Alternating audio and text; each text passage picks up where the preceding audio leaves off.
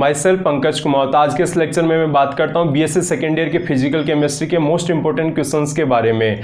Firstly मैं बात करता हूँ कि कई स्टूडेंट के माइंड में अभी भी डाउट है कि सर एग्जाम में 5 क्वेश्चन सोल्व करने हैं या 3 क्वेश्चंस। आपको एग्जाम में ओनली 3 क्वेश्चन ही अच्छे से सोल्व करने हैं। इनकेस आपके पास में एक्स्ट्रा टाइम रहता है तो आप 5 तक क्वेश्चन सोल्व कर सकते हो, बट आपको 3 क्वेश्चन अप्रोक्स 20 पेजेस में अच्छे से कवर अप करने हैं।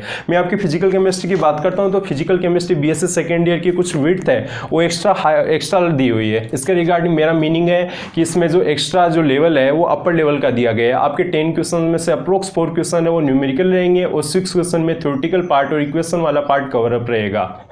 तो मैं आपको सजेशन करता हूं कि आपको थ्योरेटिकल पार्ट और इक्वेशन वाला पार्ट है वो अच्छे से आपको कवर अप करना है। इसके रिगार्डिंग में कुछ इंपॉर्टेंट क्वेश्चन है वो आपके डिस्कस करूंगा।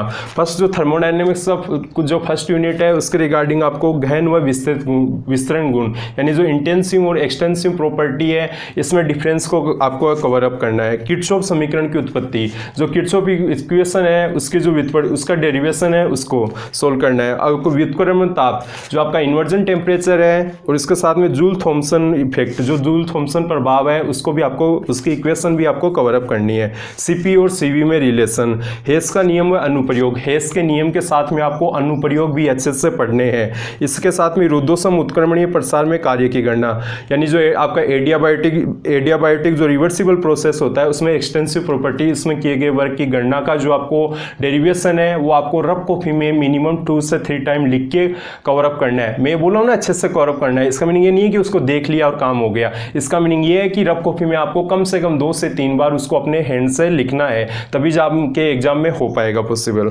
ठीक है, नेक्स्ट इसमें उष्मागतिकी का प्रथम नियम जो थर्मोडायनेमिक्स का फर्स्ट लॉ है उसको कवर अप करना है। जूल का नियम और उदासीनीकरण उष्मा यानी जो आपकी न्यूट्रलाइजेशन एनर्जी होती है ये कहते किससे हैं, इसके बारे में कुछ एक्स्ट्रा कवर अप है तो वो भी कवर अप करना है। उसके साथ में कुछ जो छोटे छोटे टर्म है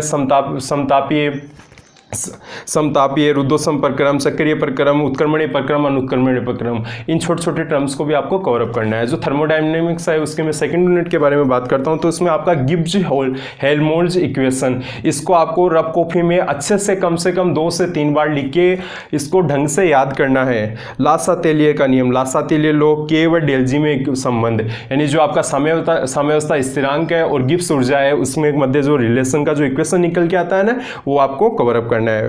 और जो थर्मोडायनेमिक्स है उसका सेकंड लॉ और थर्ड लॉ, इसके साथ में कार्नो चक्र व दक्षता यानी कार्नो साइकिल और उसका इफिशिएंसी दक्षता निकालने का जो फॉर्मूला, और क्लेपेरोन इक्वेशन, जो क्लेपेरोन इक्वेशन है इसको भी अच्छे से कवर अप करना है। जो क्लासियस असमानता प्रभाव है इसको भी कवर अप करना है। एंट्रोपी किसे कहते हैं ये इंपॉर्टेंट है, एंट्रोपी किसे कहते हैं इसको भी कवर अप करना है और इसके एंट्रोपी की भौतिक सार्थकता। अब मैं यूनिट फर्स्ट और यूनिट सेकंड में ये क्वेश्चंस तो आपको कवर अप करने हैं। इसमें भी मैं बात करता हूँ मोस्ट इंपॉर्टेंट की यानी जिसकी पॉसिबिलिटी है मोर देन है। इसके बारे में इसमें देखो ये जो क्लेपेरोन इक्वेशन है इसको तो आपको याद करना कंपलसरी है, इसकी पॉसिबिलिटी मोर देन है। और एंट्रोपी किसे कहते हैं, इसकी भौतिक सार्थकता। इन दो क्वेश्चनों को ढंग से याद कर लेना, ठीक है। और जो ये कार्नो चक्र है इसकी दक्षता इसको भी देख लेना। और जो आपका यूनिट फर्स्ट है इसमें जो ये किरचॉफ समीकरण की उत्पत्ति इसको भी ढंग से अच्छे से कवर अप करना है, ठीक है। और ये जो एक क्वेश्चन था ना रुद्धोष्म उत्क्रमणीय प्रसार में कार्य की गणना, इस क्वेश्चन को भी अच्छे से कवर अप करने का मीनिंग है, मैं फिर कह रहा हूं कि इनकी डेरिवेशन है, डेरिवेशन आप रफ कॉपी में निकालोगे तभी जाके कवर अप हो जाएगा। फिजिकल केमिस्ट्री है, 1 डे में 1 पेपर होगा तो आपके पास में अभी भी टाइम है, अच्छे से कवर अप कर लो। क्योंकि जो मोस्टली जो भी इश्यूज आते हैं वो फिजिकल केमिस्ट्री में ही आते हैं, अदर किसी सब्जेक्ट में इतने नहीं आते हैं। मैं थर्ड यूनिट की बात करता हूं जो केमिकल इक्वेशन है, फेज है और जो पीएच वाला है, ठीक है। ये थर्ड चैप्टर 3 चैप्टर है ये आपके थर्ड यूनिट में कवर अप किए गए हैं। इसमें देखो जो आपकी जो बुक आती है पार्ट वाली उसमें 6 नंबर का क्वेश्चन है, उसमें दिया हुआ है श्वसन क्रिया में हेनरी नियम की उपयोगिता और साथ में द्रव्यानुपाती क्रिया नियम। ये दोनों क्वेश्चन है ये अच्छे से कवर अप करने हैं, ठीक है। इसकी पॉसिबिलिटी मोर देन है। और बाद में जो नेर्नस्ट वितरण नियम है, जो नेर्नस्ट का वितरण नियम है जो 5 नंबर का क्वेश्चन है, ठीक है। और उसकी सीमा 5 नंबर का क्वेश्चन है आपकी जो पार्ट वाली बुक में थर्ड यूनिट में नेर्नस्ट वितरण नियम है उसकी सीमा, इस क्वेश्चन को ढंग से कवर अप करना है। और इसके साथ में 10 नंबर का क्वेश्चन है, ये देखो यूटेक्टिक बिंदु 10 नंबर का क्वेश्चन, उसमें 1 नंबर में ना यूटेक्टिक बिंदु, और बी नंबर का है मित स्थायी साम्य, और सी नंबर का स्वतंत्रता की कोटि, और इसमें सेकंड क्वेश्चन है ZNMG प्रावस्था आरेख। ठीक है, ये तीनों क्वेश्चन कवर अप करने हैं। मैं फिर बोलता हूँ थर्ड यूनिट में 5 नंबर का क्वेश्चन, 6 नंबर का क्वेश्चन और 10 नंबर का क्वेश्चन, ये 3 क्वेश्चन करने हैं। इन 3 में से एक ही पॉसिबिलिटी मोड़ देने हैं। मैं बाद में बात करता हूं आपके थर्ड यूनिट आपकी जो इलेक्ट्रोकेमिस्ट्री है, इसमें देखो जो तुल्यांकी चालकता है, विशेष चालकता, ठीक है, जो स्पेसिफिक कंडक्टिविटी और इक्विवेलेंट कंडक्टिविटी, ठीक है, इसमें डिफरेंस का मीनिंग है इसका विथ फॉर्मूला। अरे ये जो फिजिकल केमिस्ट्री, इसमें कोई भी कैसी भी टर्म आती है, आप फॉर्मूला लिखोगे तभी अच्छे से मार्क्स आएंगे। ऐसा नहीं है कि तुल्यांकी चालकता विशेष चालकता में संबंध लिखो तो आपने बस ठीक है 2-2 4-4 लाइनें लिख दी। उसका यदि आपको कैसा भी किसी भी टाइप का फॉर्मूला याद है तो वो वहाँ पे कवर अप करना है, तभी आपको अच्छे मार्क्स मिलेंगे। और आगे लिया हुआ है ओस्टवाल का तनुता नियम, ठीक है, और जो आर्नियस सिद्धांत है, आर्नियस नियम है, और चालकता मितीय अनुमापन है, इसको करना है। और इसके साथ में HCl और NaOH है, इनका अनुमापन दिया हुआ है, इसको भी कवर अप करना है।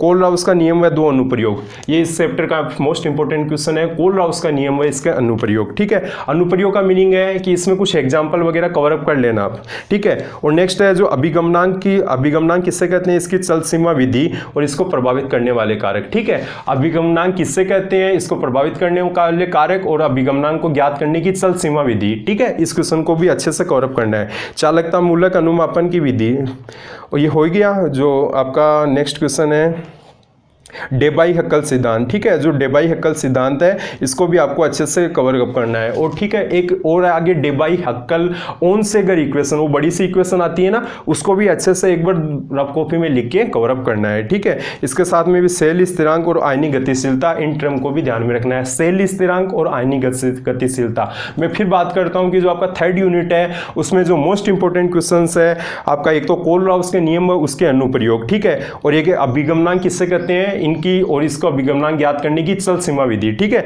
एक 2 क्वेश्चन ये, और ये थर्ड क्वेश्चन ये था ना चालकता मूलक अनुमापन की विधि, ठीक है। ये 3 क्वेश्चन है, ये थर्ड यूनिट के मोस्ट इंपोर्टेंट है। मैं फिर कवर अप करता हूं, कोल-राउस का नियम, अभिगमनांक, इसकी चल सीमा विधि और चालकता मूलक अनुमापन, ठीक है, ये अच्छे से कवर अप करना। मैं 5th यूनिट की बात करता हूं, इसमें जो ये 5th यूनिट है इलेक्ट्रोकेमिस्ट्री का, आपका जो सेकंड पार्ट है मानक इलेक्ट्रोड विभव, इसकी टर्म्स अधिविभव, एक्स्ट्रा वोल्टेज है अधिविभव, इसको कवर अप करना है। विद्युत अपघटनी सेल व विद्युत रासायनिक सेल है, इसमें डिफरेंस, विद्युत अपघटनी सेल व विद्युत रासायनिक सेल है, इसमें डिफरेंस। सक्रियता व सक्रियता गुणांक, एक्टिविटी एंड एक्टिविटी कोफिशिएंट, ठीक है। इसके जो इक्वेशन, अरे जो मैंने पढ़ा, इसका डेरिवेशन पढ़ाया था, बहुत सरल है, एक बार देखना आप कॉपी में, एक्टिविटी व एक्टिविटी कोफिशिएंट, ठीक है, इसके विथ डेफिनेशन। और आगे लिखा हुआ नेर्नेस्ट इक्वेशन है, ठीक है, नेर्नेस्ट इक्वेशन है, उसको अच्छे से कवर अप करना है। विद्युत रासायनिक श्रेणी, इलेक्ट्रोकेमिकल सीरीज, इसको भी कवर अप करना है। सीसा संचायक cell, calomel electrode, H2O2 cell और लवण सेटू, इन टर्म्स को भी कवर अप करना है। इसके साथ में भी डेनियल सेल है, बफर विलियन है, इन टर्म्स को भी कवर कर लेना। साथ में ग्लास इलेक्ट्रोड सांद्रता सेल, इन टर्म्स को भी कवर अप आपको करना है, क्योंकि ये क्या होता है, बड़े क्वेश्चन के साथ में छोटी टर्म पूछ ली जाती है। और ये क्वेश्चन बड़ा क्वेश्चन है, इसको रफ कॉपी में विथ डेरिवेशन आपको कम से कम 2-3 बार देखना है, अच्छे से सुन लेना। अभिगमन रहित सांद्रता सेल का व्यंजन, इसको आपको रफ कॉपी में कम से कम 3 बार लिख के याद करना है। और ये कि द्रव संधि विभव है, उसका व्यंजन। अरे लिक्विड जॉइंट पोटेंशियल है, उसका व्यंजन। मैं आपके जो 5 यूनिट है उसमें जो अब बात करता हूँ मोस्ट इंपोर्टेंट क्वेश्चन की। इसमें देखो मोस्ट इंपोर्टेंट क्वेश्चन ये अभिगमन रहित सांद्रता सेल का व्यंजन, एक क्वेश्चन। सेकंड क्वेश्चन द्रव संधि विभव, उसका व्यंजन, यानी जो लिक्विड जॉइंट पोटेंशियल है उसका व्यंजन, 2 क्वेश्चन। और इसमें थर्ड क्वेश्चन है नेर्नेस्ट इक्वेशन है, उसका नेर्नेस्ट इक्वेशन है, ये वाला क्वेश्चन। और सीसा संचायक सेल, ये इसमें मोस्ट इंपोर्टेंट है, ठीक है। इन क्वेश्चंस को आपको अच्छे से कवर अप करना है। मैं फिर बोलता हूं कि जो फिजिकल केमिस्ट्री है वो डेरिवेशन डिपेंड है, ओनली आपको रट्टाफिकेशन से काम नहीं चलेगा कि थ्योरेटिकल पार्ट छोटे टर्म्स का डेफिनेशन याद कर लिए। आपको रफ कॉपी साथ में लेके कम से कम जो भी इस प्रकार की इक्वेशन है, डेरिवेशन है, उनको अच्छे से कम 2-3 बार लिखना है, फिर जाके काम होगा। न्यूमेरिकल क्वेश्चंस तो इजीली आप सोल्व नहीं कर पाओगे, तो मैंने जितना बताया है उन टर्म्स को, उन क्वेश्चंस को अच्छे से कवर अप कर लेना। फिर भी यदि किसी को कोई भी कैसा भी डाउट रहता है तो आप मेरे व्हाट्सएप नंबर स्क्रीन पर दिए हुए हैं, उन पे कॉल कर सकते हैं। थैंक्स।